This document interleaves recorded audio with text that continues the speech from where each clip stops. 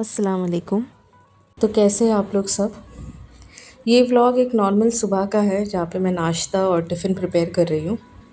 कुछ दिन ऐसे होते हैं जब सब कुछ थका हुआ सा लगता है, ना मन किसी चीज़ में लगता है, ना हाथों में ताकत होती है। फिर भी हम उठते हैं, रोटी सेकते हैं, सब्ज़ी बनाते हैं।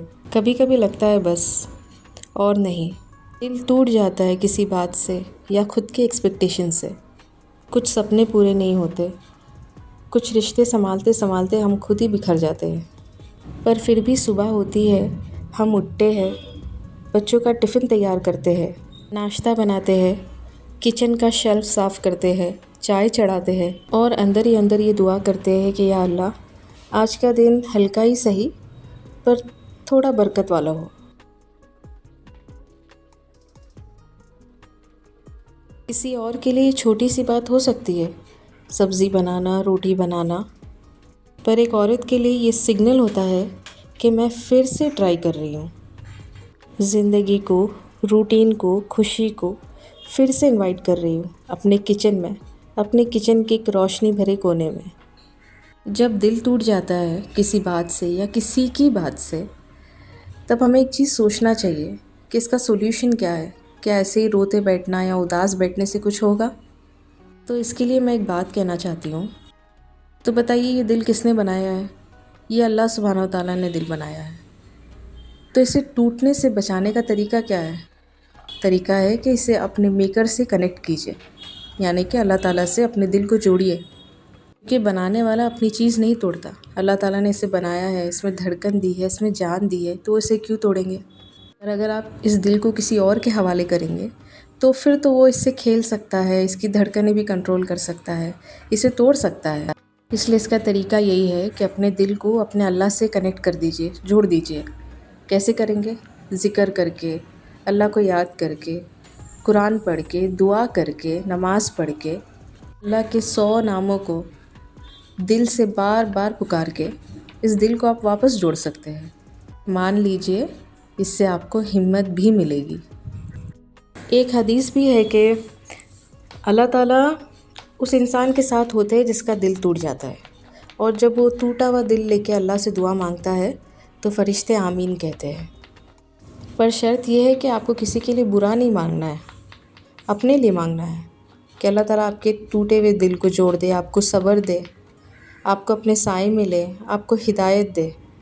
और फिर क्या, फ़रिश्ते आमीन बोल देंगे और आपका सुकून आपको वापस मिल जाएगा। हम एक ऐसी किताब है जिसका हर पेज कुछ और कहता है। कभी उसमें सब्र लिखा होता है, कभी उसमें खुशी की एक मुस्कुराहट लिखी होती है, कभी थकान से भरा एक लम्हा होता है, और कभी छोटी सी एक जीत होती है कि आज मैंने अपने लिए कुछ किया।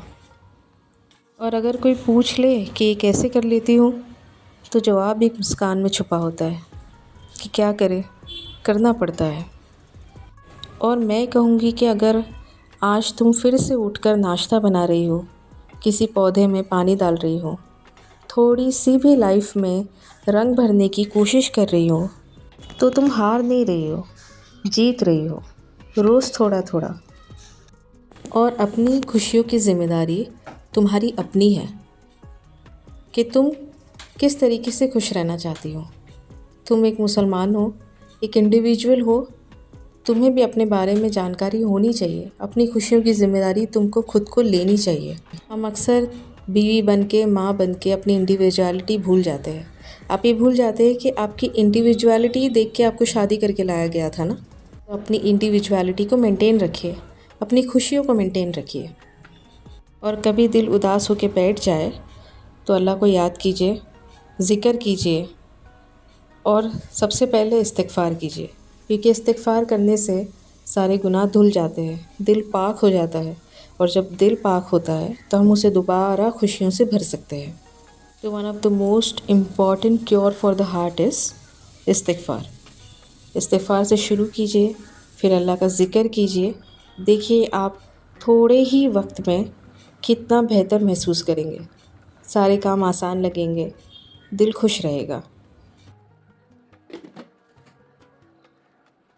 ये जो व्यू आप देख रहे हैं, ये मेरे घर के पास की नर्सरी है। मैंने मेरी बेटियों को यहाँ पर मेरे 2 प्लांट्स के लिए पॉट और मड लेने भेजा था। वो प्लांट्स की ग्रोथ और सारे पार्ट्स मैं आपको किसी शॉर्ट्स में दिखाऊंगी। मेरी बेटियों को मैंने इसलिए यहाँ भेजा ताकि वो भी सीखे कि ज़िंदगी भी मिट्टी की तरह होती है, कभी गीली होती है, कभी सूखी होती है।